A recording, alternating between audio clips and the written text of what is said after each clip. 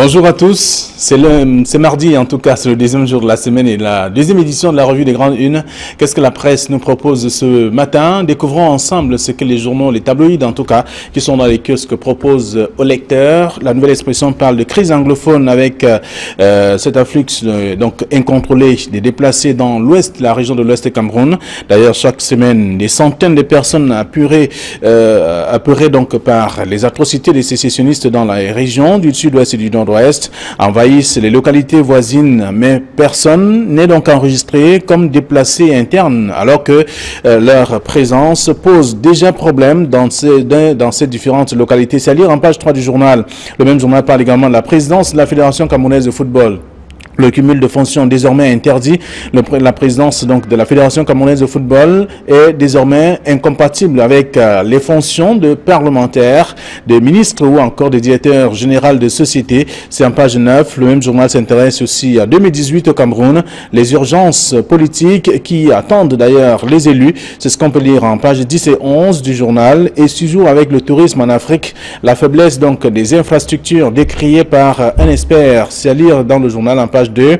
Et aussi on parle du marché du sucre quand le gouvernement entretient donc le cafouillage. C'est ce qu'on lit en page 7 de la Nouvelle Expression. Le journal Info Matin qui est dans les kiosques parle donc de toute autre chose, parlant notamment du nord-ouest et du sud-ouest. Paul Biya réorganise d'ailleurs le système de défense. Le chef de l'État a signé hier des textes portant nomination des responsables au sein de l'administration centrale et des commandements territoriaux au ministère de la Défense. C'est ce qu'on lit en page 3. On lit également, on parle de la stèle des écarts.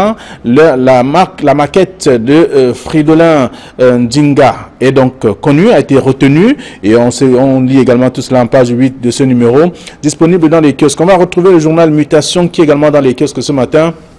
Le journal qui parle de la crise, une crise des ordures donc dans les grandes villes, à Douala et à Yaoundé. Donc on constate d'ailleurs en image à la une de ce journal qu'il y a bien entendu des images qui choquent et qui dérangent d'ailleurs les populations. C'est dans le dossier proposé par le journal Mutation parlant de la crise des ordures ménagères donc dans la plupart des capitales. Douala et Yaoundé, c'est à lire dans le journal. D'autres informations sont également à découvrir dans le journal Mutation. Le quotidien Le Jour qui est dans les kiosques également ce matin s'intéresse à autre chose et parlant notamment de ce général, donc le général Melingi Nouma, qui est donc, ou tout au moins qui a été relevé du front, et certains journaux parlent bien sûr de limogeage. Quelles sont les vraies raisons? De toute façon, le journal propose également l'article et parle bien sûr de tout cela dans le numéro de ce matin. Le journal parle également de la cellule bien sûr informatique qui est sous-scellée depuis quelques jours, quelques heures seulement. On observe que c'est l'une des informations également qui sous-tend aussi ce qui a été engagé comme étant l'opération d'assainissement et de comptage physique même de ces fonctionnaires fictifs également contenus dans le journal. Ce matin, d'autres tabloïds sont revenus sur le sujet, donc je vous invite à lire ce que le journal Le Jour propose sur cette question, sur la cellule donc à poser au niveau des portes de la cellule informatique. C'est à lire dans le numéro de ce matin. Un autre journal, c'est le quotidien de l'économie qui est dans les kiosques, qui parle notamment également de tout autre fait. Le quotidien de l'économie revient aussi sur un fait aussi intéressant, parlant notamment de l'impasse donc sur le respect même des délais de livraison de l'autoroute Yaoundé-Douala. On observe qu'aujourd'hui, rien n'est pratiquement fait sur les 60 km prévus. Il y a encore du travail à faire parce que il y a toujours interruption à cause des mouvements d'humeur des populations et même des employés. C'est dans le dossier proposé par le journal, le quotidien de l'économie. Et puis Eco Matin, que vous avez également aperçu, revient sur un autre fait parlant du blanchiment d'argent. Aussi, la CEMAC fait problème. En tout cas, le Fonds monétaire international et la Banque mondiale sont d'ailleurs inquiètes, bien sûr, du fonctionnement de la CEMAC aujourd'hui au niveau des finances et même de l'économie, parce qu'il y a également ces gestionnaires des fonds qui n'arrivent pas à respecter les prescriptions du Fonds monétaire international. C'est à découvrir dans le dossier proposé par le journal Eco Matin. Et aussi, on va découvrir dans les kiosques ce matin, il y a le journal Kalara qui revient sur un fait qui concerne Olangenawana, l'ancien ministre de la Santé publique, dans le nouveau procès de Olangenawana, donc pour 7 milliards de francs CFA. Il estime qu'il va se battre en tout cas pour pouvoir ramener tous ceux qui sont ses détracteurs à la raison et voir également comment faire pour sortir. Pourtant, il avait déjà encaissé 33 ans de prison ferme, selon bien sûr le journal qui évoque également le même sujet. Voilà ce que la plupart des tabloïds nous proposent ce matin. Les tabloïds reçus donc à notre rédaction. Le Popoli également disponible dans les kiosques. Si vous verrez bien que le journal revient sur la question de la libération, bien entendu, tout au moins, de ceux qui ont été interpellés dans le cadre de l'opération opérations éperviers, que ce soit au Nigeria ou au Cameroun. Et là, le chef d'État nigérien vient de libérer, bien entendu, les éperviables de son pays et demande donc à Paul Biya de faire la même chose. C'est le journal satirique qui le dit également ce matin. Alors, sur ce plateau, Camille Nélé est présent. Bonjour Camille, bienvenue. Flavien Vallon, bonjour. Bonjour Casimir Désiré Tagné. Bonjour téléspectateurs d'Equinox Télévision. Merci d'être là également ce mardi. En face de vous, Casimir Désiré Tagné. Bonjour. Bonjour Flavien, bonjour Camille. Je crois que votre sourire veut dire que vous n'avez pas reçu la tornade de cette nuit parce que beaucoup de personnes l'ont reçue. Et je voudrais avoir une pensée pour ces personnels du collège Alfred Sacker qui ont vu leur toiture s'arracher cette nuit par cette tornade et imaginer des enseignants qui se retrouvent à la belle étoile avec tous leurs diplômes, tout leur matériel et tout ce que cela peut comporter. Un collège historique, il faut le rappeler, en tout cas, qui rappelle également, qui a formé des grandes personnalités de ce pays, parmi lesquelles les dirigeants même d'Equinox aussi. Donc on sait quand même qu'il y a bien des choses à revoir également là-bas. Il n'y a pas que ce collège. Il y a plusieurs autres localités qui ont été victimes de cette tornade également. On a vu des toitures partir aussi et qui n'ont se rend compte de tous ces faits depuis les premières heures de cette matinée, donc la première édition d'information sur Radio Equinox. Alors, dans la plupart des tabloïds également ce matin, on va réunir sur des sujets. La nouvelle expression qui parle de cette crise anglophone avec cet afflux incontrôlé même des déplacés dans les localités environnantes, notamment dans la région du nord-ouest et du sud-ouest. À Bouddha par exemple, pour ce qui est du nord-ouest, on observe qu'il y a des gens qui arrivent chaque jour à cause des exactions qui sont donc orchestrées par les sécessionnistes dans le nord-ouest. Ce qui est curieux, c'est que ces arrivées massives de ces déplacés ne disent pratiquement rien à personne. Alors que du jour au lendemain, on voit des populations se multiplier, on voit les écoles anglophones de ces secteurs-là se remplir, leurs chiffres qui passent du simple au quadruple, voire même se multiplier par plus de 5 ou 6. Et cela ne dit absolument rien à personne. On ne prend aucune mesure, ni de sécurité, ni de contrôle, ni de rien, pour essayer de contenir ces populations qui viennent du côté du nord-ouest ou bien du sud-ouest. Il y a principalement les villes de Tchang, notamment Fongo Tongo et Fondonera, qui sont les villes proches de l'Ebialem, dans le sud-ouest. Et du côté de l'ouest, il y a les villes de Bouddha, qui est plus proche du nord-ouest, qui voit les effectifs, surtout les effectifs scolaires, se multiplier chaque jour que les jours passent. Et je dis, il fallait que les autorités essayent de prendre toutes les mesures, parce qu'on ne sait qui est qui. On ne sait pas si même parmi ces déplacés, il y a des personnes qui ont de la mauvaise moralité et qui peuvent se retrouver là et qui peuvent poser des actes du jour au lendemain. Donc, et c'est ça qui inquiète d'ailleurs les populations de Bouddha et consorts des localités environnantes aussi depuis quelque temps. Oui, justement, les populations ne savent plus à quel sein se vouer. Les populations assistent de manière passive à ces chiffres qui s'augmentent de tous les jours et les populations ne peuvent absolument rien. Les populations pouvaient à la limite signaler que dans notre entourage, il y a des nouveaux voisins, y compris les établissements scolaires qui peuvent signaler que nos effectifs sont passés du simple au double. Mais il revient aux forces de sécurité de prendre toutes les mesures qui s'imposent pour savoir que la population s'est augmentée, il y a des nouvelles venues, il y a de nouvelles personnes qui sont entrées, et qui sont-ils, d'où viennent-ils, pourquoi sont-ils là, quelles sont leurs intentions, et tout cela. Donc, il n'est pas impossible que l'on voit ce qui se passe dans le sud-ouest ou dans le nord-ouest se répercuter d'ici quelques jours dans les régions de l'ouest, voire même dans les régions du littoral, parce que la nouvelle expression a parlé des villes de l'ouest, en l'occurrence Tchang et Bouddha, mais la nouvelle expression n'a pas parlé de Banga. C'est vrai que dans les dernières éditions, la nouvelle expression... Il y a Banga, en tout cas, qui a Banga tout à côté de nous, qui reçoit des populations qui viennent du sud-ouest et qui, le sous-préfet lui-même a décrié ce phénomène parce qu'il faut les nourrir, il faut contenir ces personnes-là, il faut leur donner de quoi s'alimenter du jour au lendemain. Donc, voilà un phénomène réel à l'intérieur du Cameroun. Très souvent, on parle des réfugiés. Mais qu'est-ce qu'on pense des déplacés? Voilà, c'est la question. De toute façon, on observe simplement que ou tout au moins les habitants des villages qui sont aujourd'hui occupés ou envahis par ces déplacés connaissent déjà les difficultés au niveau des plantations, au niveau de la nutrition également. Ça devient un véritable souci. C'est inévitable, c'est inévitable. Vous savez, Flavien Vallon-Dongo, en 58 ans, d'histoire, le Cameroun n'avait pas encore connu le phénomène des déplacés jusqu'à ce niveau, à ce stade-là. C'est-à-dire que les gens qui quittent leur village par dizaines, par centaines, avec leurs enfants et des matelas sur la tête. Nous n'avions l'habitude de voir cela que dans les journaux, quand on parlait des conflits qui se passaient ailleurs, au Congo, en Côte d'Ivoire et tout. Mais maintenant que ça arrive chez nous, on réalise que c'est assez compliqué. Au moment où le conflit...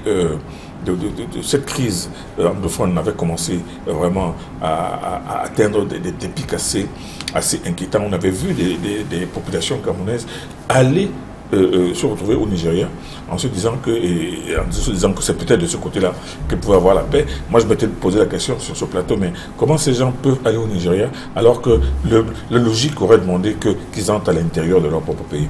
Et c'est ce qui arrive aujourd'hui, et ça arrive en grande masse. En grande masse, on a d'abord commencé par voir des gens qui ont subitement afflué en Banga. La nouvelle expression, et beaucoup de journaux s'en sont émus il y a quelques semaines.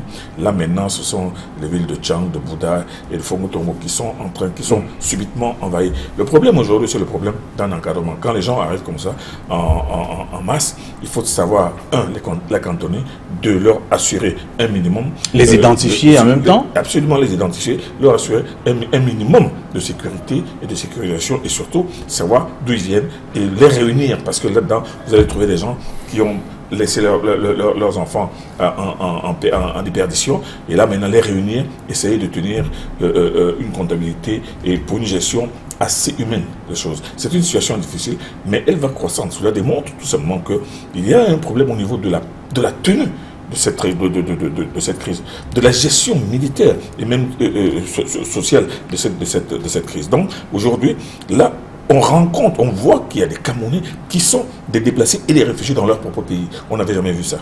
Alors, c'est donc c'est tout l'article en tout cas de la nouvelle expression ce matin. Camille a parlé tout à l'heure d'un phénomène des gens qui se retrouvent plutôt à l'extérieur du Cameroun au lieu de réfugier, de se déplacer plutôt à l'intérieur, comme cela est le cas actuellement. Voilà. Et je voudrais rappeler à Camille que ceux qui restent dans les régions de Mbanga, de Tchang, de Bouda, c'est ceux-là qui n'ont pas les possibilités de se réfugier à l'extérieur, d'aller au Nigeria. C'est parce qu'on dit, à faute d'avoir sa mère, on peut têter sa grand-mère.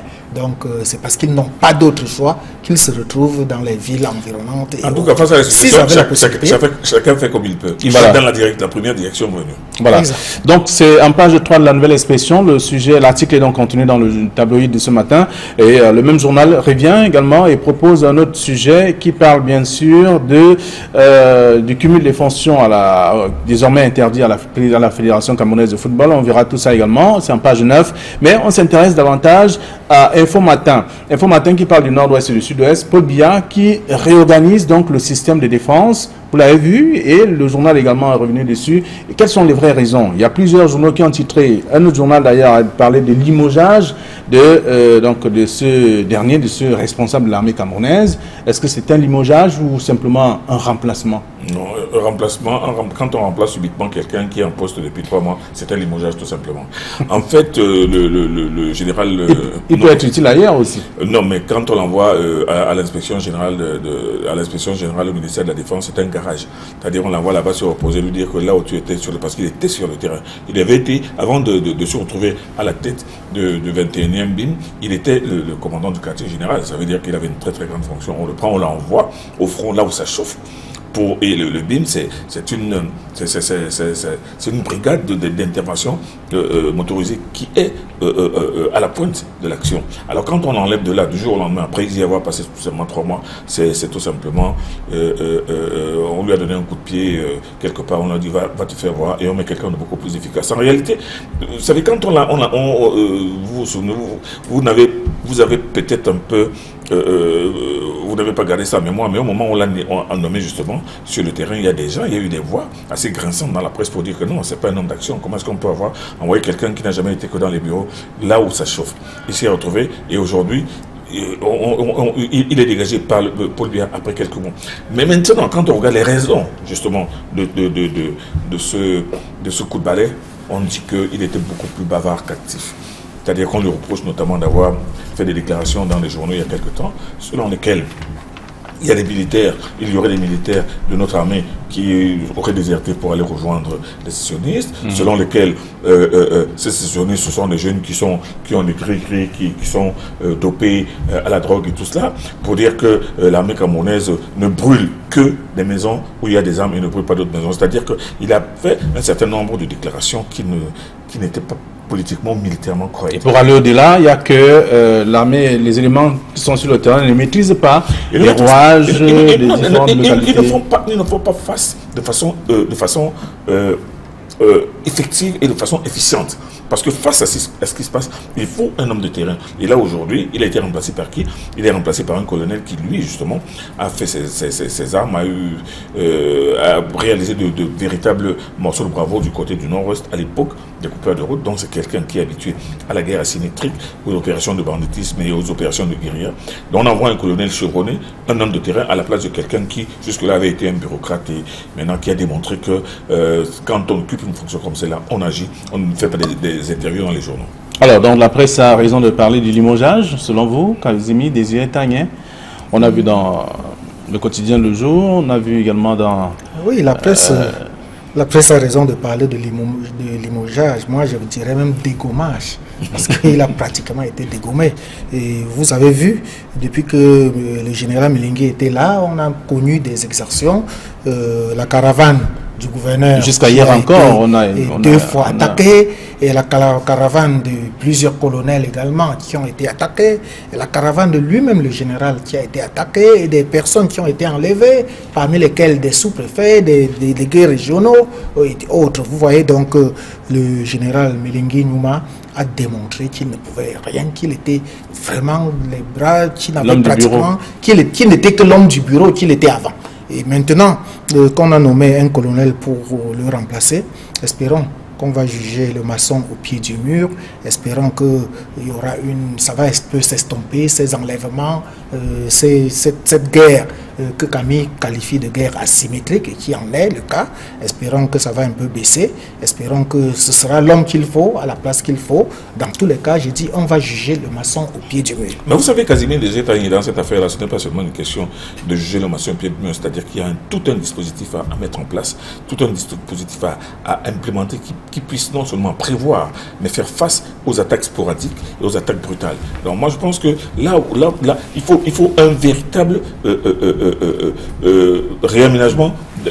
Il faut un aménagement d'un nouveau dispositif, un dispositif offensif, un dispositif qui travaille énormément sur le renseignement, mais surtout un dispositif qui soit capable de pouvoir intervenir rapidement, parce qu'il y a la réactivité qui compte dans ce genre de choses. Ou quand on entend des coups de feu, on ne va pas prendre une heure, 2 heures, il faut des hélicoptères, il faut des drones, c'est-à-dire que c'est tout un train de mesures qui doivent être prises. Ce n'est pas en enlevant un homme qu'on va résoudre le problème d'un coup. Non, il y a beaucoup de choses à changer pour faire face. Alors donc c'est pas une question d'homme, c'est une question de stratégie. Ce n'est pas seulement une question d'homme, c'est une question de stratégie, de dispositif, et moi je pense d'action et de réaction. Très bien. Alors donc on peut lire ça également dans le journal Info Matin, et comme d'autres tabloïds aussi qui sont revenus sur la réorganisation en tout cas du système de défense par le chef de l'État à la suite de son décret, le décret signé hier lundi. Alors la nouvelle expression de ce matin parle du marché du sucre quand le gouvernement entretient le cafouillage. C'est l'un des titres également à découvrir dans le journal ce matin. Tout un dossier pour comprendre un peu qu'est-ce qui ne va réellement pas, alors qu'on croyait avoir donc enfin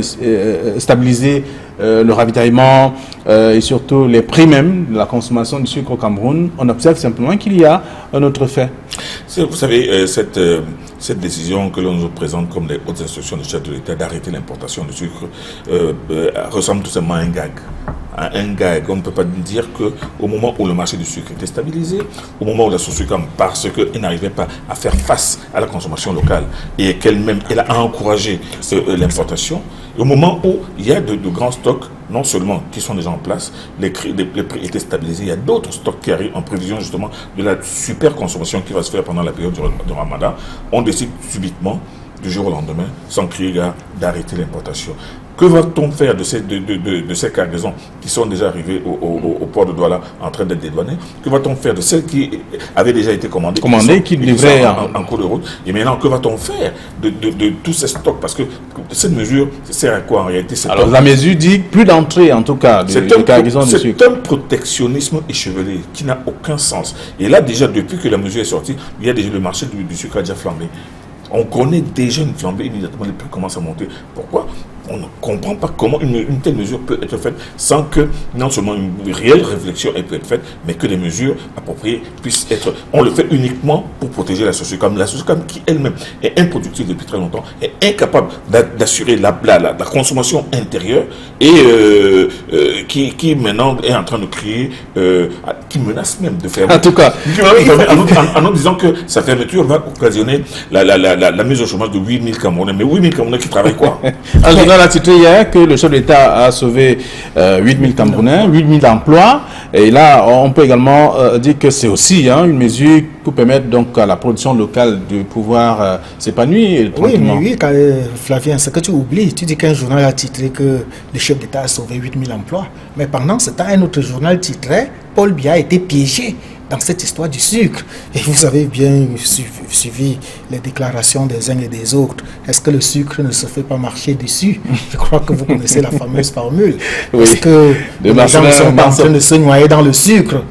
Vous voyez, Kamine a dit que depuis que la mesure a été prise, le prix a pratiquement flambé sur le marché. Le sac de 50 kg qui coûtait 21 000 est rapidement passé à 25 000 francs. Et on estime que ça pourra atteindre les 30-35 000 dans les jours qui suivent. Alors tout cela, justement, c'est les conséquences d'une mesure qui n'a pas été bien réfléchie. Parce que nous sommes à la veille de la fête du Ramadan. Et nous savons que la fête du Ramadan, c'est le jeûne du Ramadan. Le jeûne du Ramadan, c'est le moment le plus indiqué pour la consommation du sucre. Et c'est à ce moment précis qu'on interdit l'importation du sucre. Alors que les opérateurs même du secteur du sucre s'étaient déjà organisés pour donner des quotas des importations qui étaient très bien suivis. Et ces quotas-là sont en train d'être acheminés au Cameroun. Qu'est-ce qu'on fera de ces quotas-là?